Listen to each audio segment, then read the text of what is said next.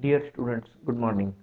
First of all, I should thank all of you for giving your feedback on the SurveyMonkey website regarding our flipped classroom activity. And I am pleased to find that majority of the students are finding this activity useful. Uh, yes, there are some modifications still required. Some have suggested to improve the quality of these video lectures, and others are asking that we should discuss some questions more relevant to the exam. So this is soon going to follow, and I thank once again all of you for participating actively in this flipped classroom activity. Now let us begin our journey of studying organic chemistry by continuing by discussing the next chapter, that is on phenols. So as you might be knowing, phenols are compounds with molecular formula AROH, where OH group is directly attached to the aromatic ring. Such compounds are known as phenols. And here are some of the simple examples, like the phenol itself, which has the OH group on the aromatic ring, or it could also have substitution and the remaining carbons, giving us 2-chlorophenol. Orthocresol, where on ortho position there is a methyl group located.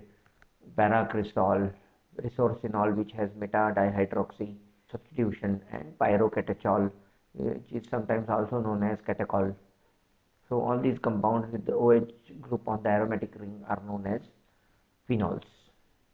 Some of them you have already determined in the lab session for identifying single organic compound, or in while separating binary mixtures.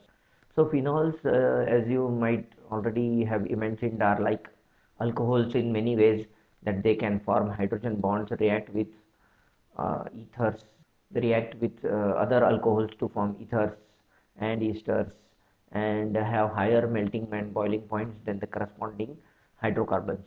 But phenols are obviously different in many other ways from alcohols, and these we will study as we move along in this presentation.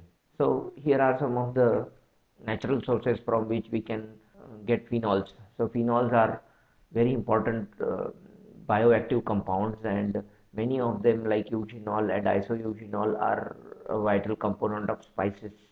Vanillin, as we all know, is a part of our vanillin ice cream, and there are many others, especially like vitamin E, which have antioxidant and sometimes pro-oxidant properties. So all these compounds are containing OH group directly attached to the phenyl ring, and hence are phenolic natural products. And if we study the physical properties of the phenols, we can find that because of their ability to form hydrogen bonds and the possibility to have symmetric or asymmetric structures, there is a systematic variation of melting points along with the structure. So I leave it for you to take a look at these structures and the corresponding melting points, and try to come out with some trends which you can explain, and more we will discuss in the classroom.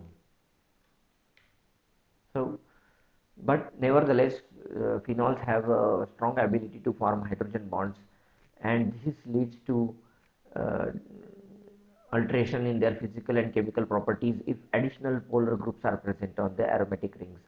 For example, this metanitrophenol is able to form some hydrogen bonding with another meta-hydroxynitrophenol, but this hydrogen bonding is not that strong.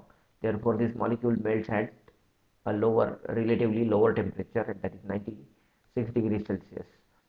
But the paranitrophenol is capable of forming multiple hydrogen bonds, and these result in intermolecular hydrogen bonds, and therefore it has a higher melting point, because one molecule of nitrophenol can form strong hydrogen bonds with another molecule of nitrophenol.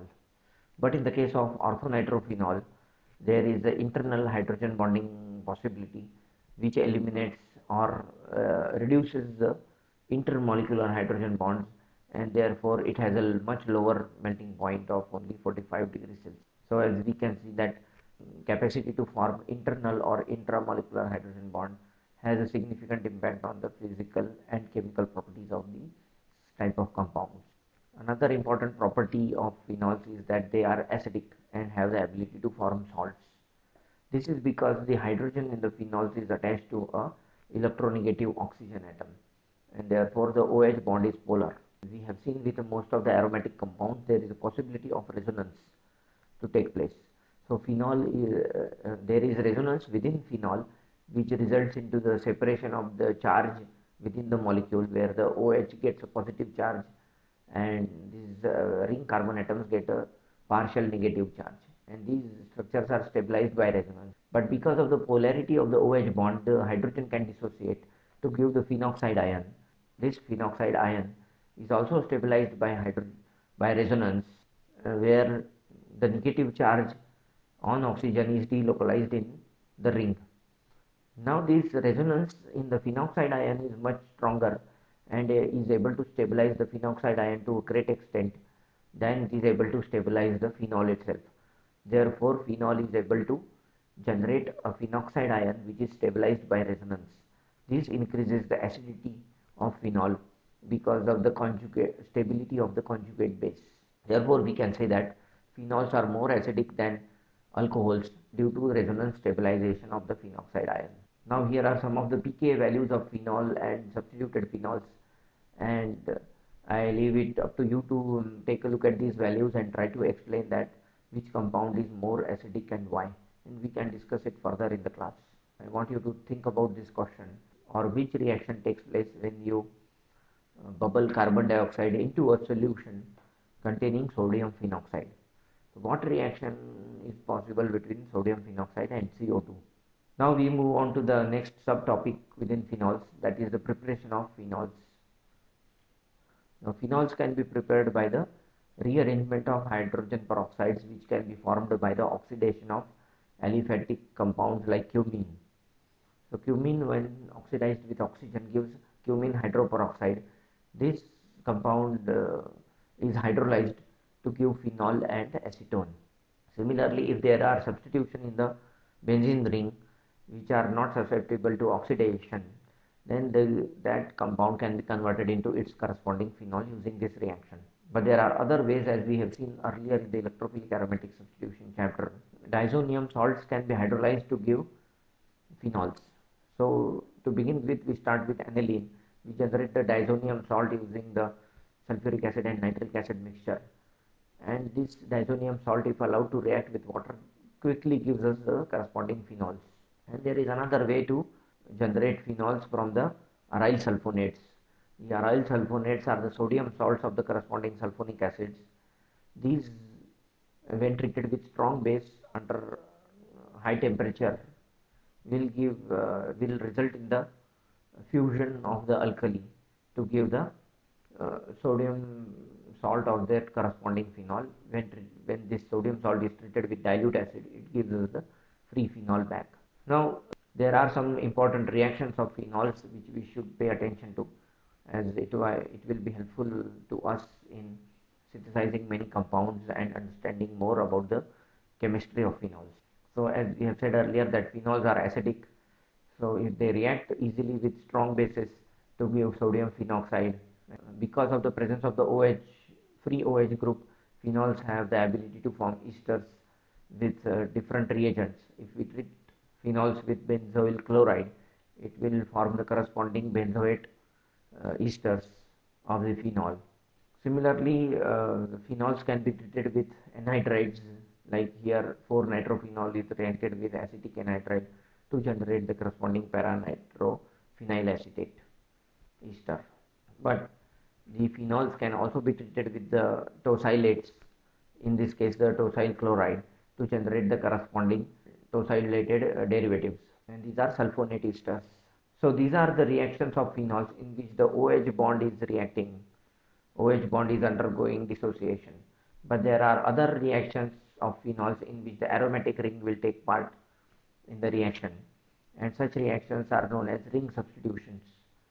So hydroxyl group on the phenyl ring of a phenol we know is a strong activating group towards electrophilic aromatic substitution. So can you predict which product will be formed from the electrophilic aromatic substitution of phenol and metamethoxyphenol if we do nitration, sulfonation, halogenation, Friedel-Crafts acylation, alkylation, and diazonium coupling. And there are some other reactions like carbonation, aldehyde formation, ether formation, and ester formation, which we are going to see. So let us begin with the ester formation. This is also known as a Fries rearrangement. So reactions of esters of phenols in the presence of Lewis acids give a mixture of rearranged ketones. So that means if a phenol is first converted into an ester, for example with the propionyl chloride in the presence of a base, it will give us the phenyl propionate. This phenyl propionate, when treated with Lewis acid like aluminum trichloride, is found to generate two rearrangement products where the ketone, it has a ketone functionality. So ester is converted into a ketone. That is what is a Fries rearrangement. Whenever in the presence of Lewis acid an ester is converted into a ketone, it is known as a Fries rearrangement. This reaction is thought to proceed through the formation of the acyclinium ion, that is RCO plus electrophilic species, which is followed by the usual Friedel-Crafts reaction. That means because of the presence of the Lewis acid, this carbon oxygen bond breaks and gives us the RCO plus electrophile, which attacks on the aromatic ring. Next is the aldehyde formation. This reaction is also known as Klob-Bay reaction. In this, sodium salt of phenol is treated with carbon dioxide and hydroxybenzoic acid derivatives are formed. But this is not like an acid-base neutralization reaction that we have discussed earlier. This reaction requires high temperatures and pressure, and then only the electrophilic addition of carbon dioxide on the ring atom takes place to give us the corresponding sodium salicylate, which when acidified gives us salicylic acid. This can be further used to generate a well-known drug aspirin by doing acetylation of salicylic acid. So acetyl salicylic acid is nothing but aspirin, which is a antipyretic and blood thinning agent. The next reaction that we are studying is the aldehyde formation from phenols. This is also popularly known as Remer-Tiemann reaction. Phenols, when reacted with chloroform in strongly basic condition, results in introduction of aldehyde group on the ring. So when a phenol is treated with chloroform under strongly acidic condition at moderate temperatures, addition of the chloroform takes place on the aromatic ring, which after hydrolysis gives us the corresponding aldehyde. So after neutralization with the acid, it will give us 2-hydroxybenzaldehyde. Now mechanism of this reaction is quite interesting and useful to us because it will introduce us to a new species known as carbene. So dichlorocarbene is formed from the reaction of chloroform with a strong base like sodium hydroxide. So chloroform reacts with the sodium hydroxide. Sodium hydroxide abstracts this proton and generates the CCl3 minus anion. From this a chloride ion leaves, leaving behind carbon with two chlorine atoms attached and a single lone pair.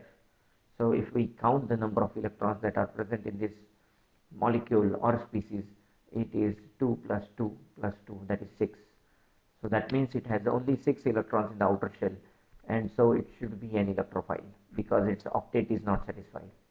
And this electrophile then adds to the aromatic ring to give us an intermediate, which then rearranges to give the corresponding aldehyde. So this is how we can visualize that phenol reacts with the dichlorocarbene generated using sodium hydroxide and chloroform.